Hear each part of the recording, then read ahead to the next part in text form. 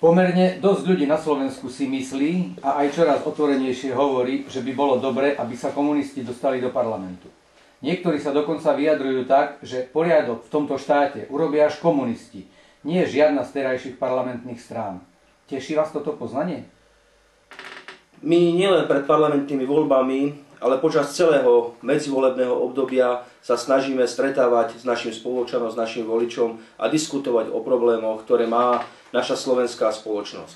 Treba povedať, ako bolo konštatované aj v samotnej otázke, že čím ďalej, tým viac sa stretávame s ľuďmi, ktorí sú sklamaní z politických udalostí po roku 1989, ktorí sú dokonca nešťastní a mnohokrát nevidia východisko. A treba povedať, že mnohí z týchto ľudí opäť začínajú dôverovať a dôverujú v politike komunistickej strany Slovenska. To, že dnes ľudia hovoria, že jedine komunisti dokážu veci na Slovensku zmeniť k lepšiemu, nás teší z toho uhla pohľadu, že za tých 22 rokov ľudia naozaj začínajú chápať podstatu dnešných spoločenských problémov.